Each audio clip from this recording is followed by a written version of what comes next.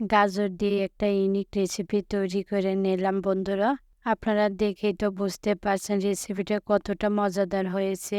এই রেসিপিটা বানাতে বেশি সময় লাগে না, অল্প সময়ের মধ্যে আপনারা তৈরি করে নিতে পারবেন। খেতেও কিন্তু ভীষণ মজা লাগে। এটা চুলা থেকে নামানোর সঙ্গে সঙ্গেই কিন্তু ফুরিয়ে যাবে। আসসালামু আলাইকুম, welcome back to my channel Swapna cooking technique. Swapna cooking এর পক্ষ থেকে সবাইকে স্বাগতম জানাই। প্রতিদিনের মতো দারুণ স্বাদের রেসিপি আপনাদের সাথে শেয়ার করছি। গাজর দিয়ে ইউনিক রেসিপি।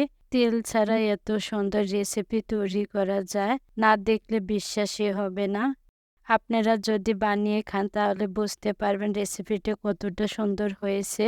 চলুন বন্ধুরা, আমি কিভাবে গাজর দিয়ে নতুন একটা রেসিপি বানাই দেখে নেওয়া যাক। আমি এখানে একটাই গাজর নিয়েছি।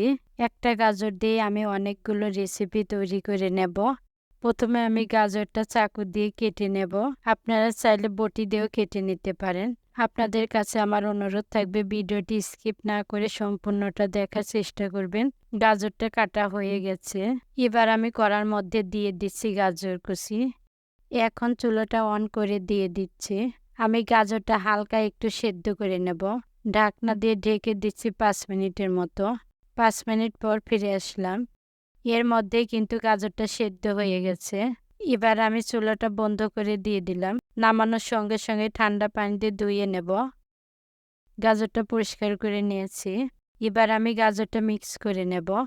এবার আমি গাজরটা মিক্সিং জারের মধ্যে দিয়ে দিচ্ছি।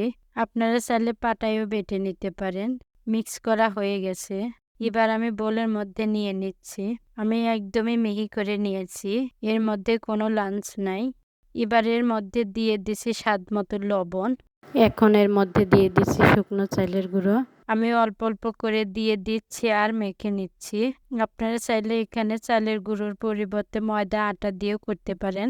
যতক্ষণ না পর্যন্ত পারফেক্ট একটা ডো তৈরি না হচ্ছে ততক্ষণ পর্যন্ত গুঁড়ো দিয়ে মাখতে থাকবো। দেখুন বন্ধুরা, খুব সুন্দর একটা ডো তৈরি হয়ে গেছে।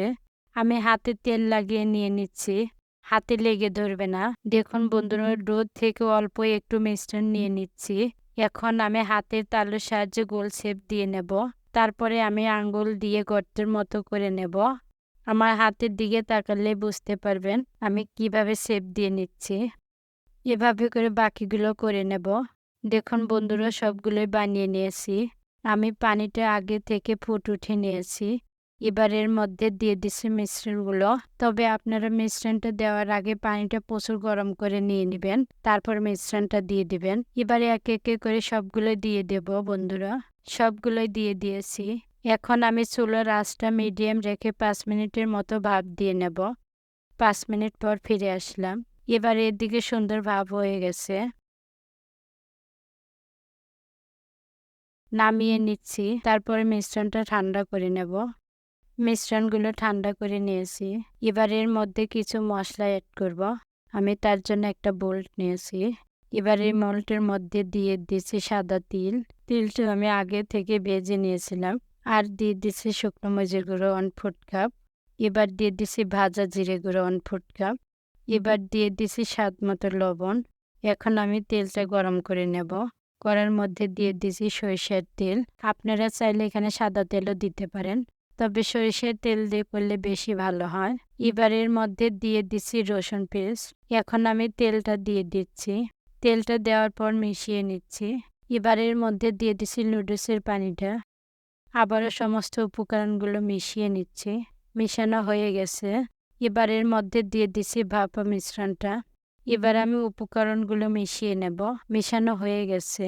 এবার আমি একটা প্লেটের মধ্যে নিয়ে নিচ্ছি। যারা আমার চ্যানেলটি নতুন দেখছেন তারা অবশ্যই একটা লাইক দিয়ে সাবস্ক্রাইব করে আমার পাশে থাকবেন। পাশে থাকা বেল বাটনে ক্লিক করবেন। আর ভিডিওটি যদি ভালো লাগে বেশি বেশি করে শেয়ার করে দিবেন। আপনাদেরকে নতুন করে কিছু বলতে হবে না, আপনারা দেখেই তো বুঝতে পারছেন। আমি একটা খেয়ে দেখাচ্ছি। এরকম রেসিপি আপনারা বাচ্চাদের টিফিনে অথবা অফিস টিফিনে বানিয়ে দিতে পারেন। এই নাস্তাটা অনেক মজার হয়েছে।